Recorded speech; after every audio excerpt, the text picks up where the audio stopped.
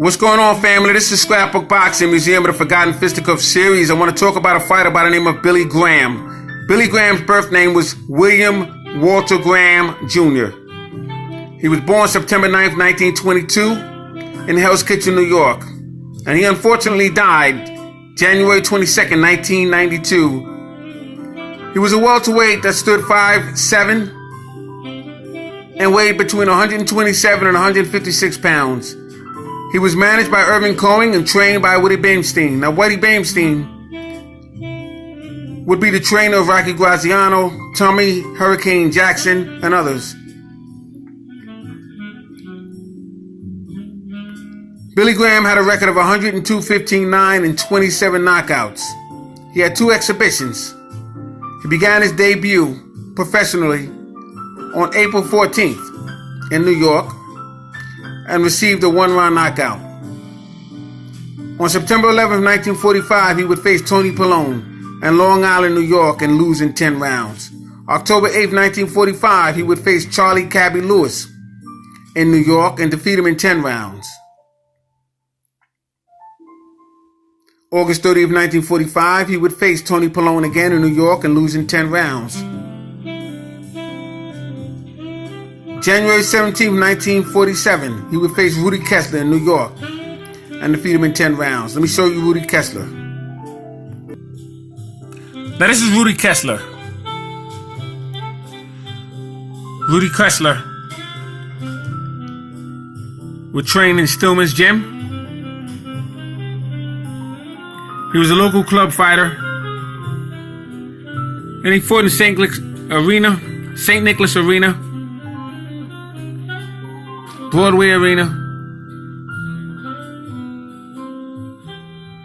He was a very tough fighter. I just wanted to show you Rudy Kessler.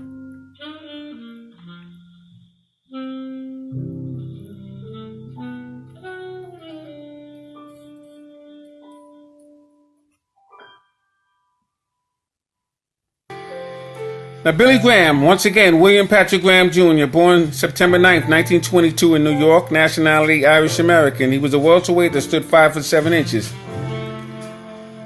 Billy Graham began his professional debut on April 14th, 1941, and was placed on a card against a fighter by the name of Connie Savoy, New York, and they knocked him out in 1 round. Now, he would win all his fights up into 2, and he would have 2 draws. May 19th and June 9th in New York. 2 4-round draws. Here you have Billy Graham, about 19 or 20 years old at the time. He would continue the remainder of that year with draws and wins and 1 knockout. He would fight the majority of his fights in New York, between Brooklyn, Manhattan, and Long Island City. 1942, he would have all victories except for 1 draw. Now look at the schedule in 1942.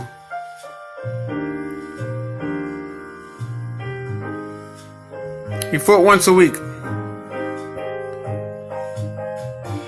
He would fight fighters such as Bobby Henry, February 2nd, New York, and he would knock him out in 2 rounds.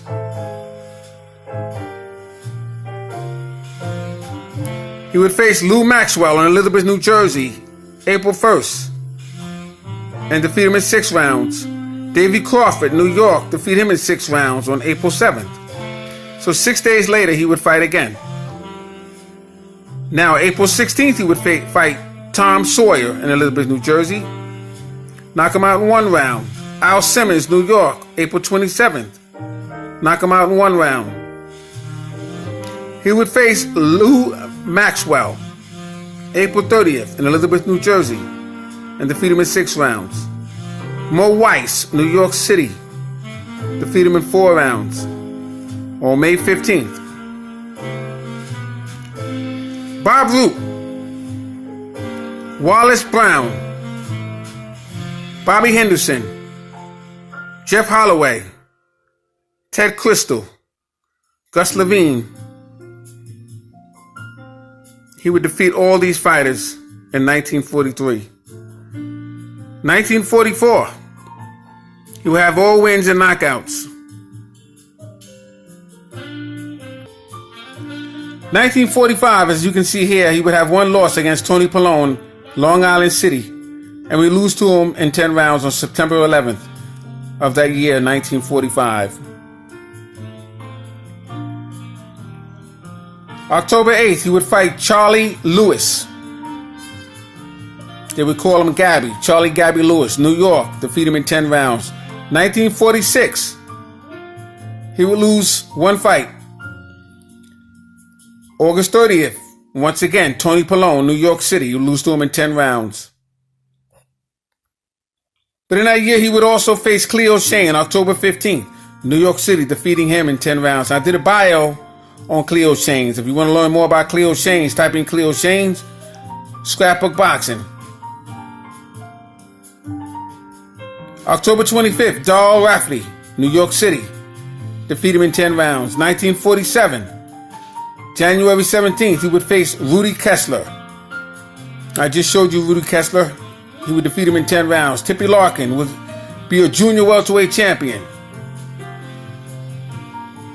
March 21st, lost to him in 10 rounds. If you want to learn more about Tippy Larkin, type in Tippy Larkin, Scrapbook Boxing.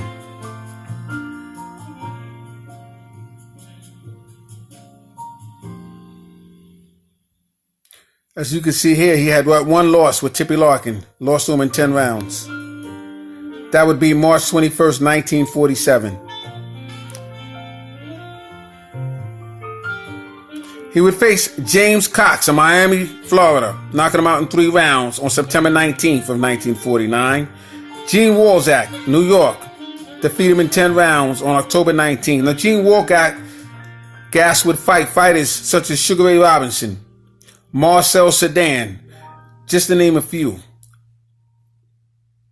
So he had a lot of experience. 1950, he would face Tony Pallone, January 18th in New York, but this time he would defeat him in 10 rounds. Now, Tony Pallone, don't let nobody kid you, was a very good Italian fighter. I do have a profile on him. I'll try and get around to displaying his profile to you at some point in time. February 10th, 1950, he would face Kid Gavilan, New York, defeat him in 10 rounds. Phil Burden, April 14th, he would defeat him in 10 rounds. Jimmy Sanders in Cleveland, Ohio, defeat him in 10 rounds on April 18th. He would face Kid Gavilan again, November 17th, New York, lose to him in 10 rounds. 1951.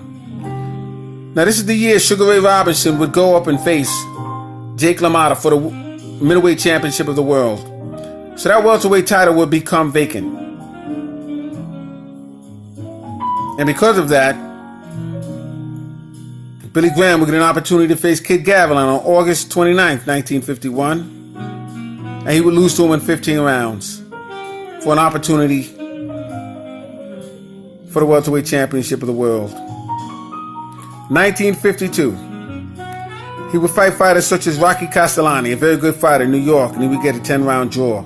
Art Soto, San Francisco, 10-round victory. Carmen Basilio, who'd be welterweight and middleweight champion. August 20th in Chicago, defeat him in 10 rounds. Very good victory. October 5th, Kid Gavilan in Havana, lose to him in 15 rounds for a title opportunity.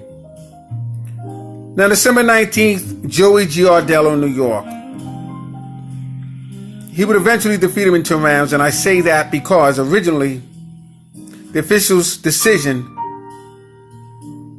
was based off of the referee, and Giardello was awarded the victory. But because the mob was involved, they had to get that straightened out before that card was over. And they had to get it done before the next fight would begin. They had about 8 or 9 shows that night. So after going back and forth with a little strong arming, they decided to go back and give it to Billy Graham.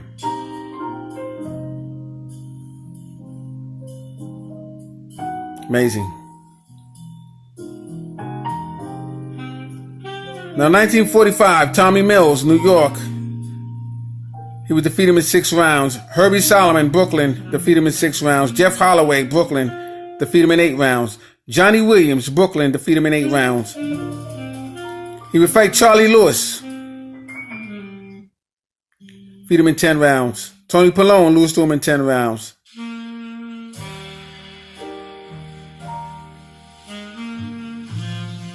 Cleo Shane. So I just want to reiterate some of his wins and losses and draws. As you can see, Billy Graham was a pretty good fighter.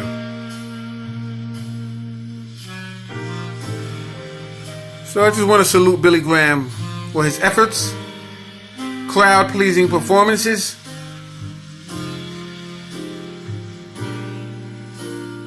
this is Scrapbook Boxing, Museum of the Forgotten Fisticuffs series.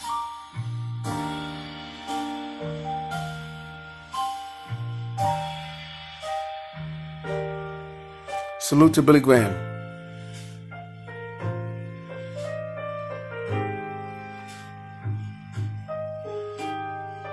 Salute to my subscribers.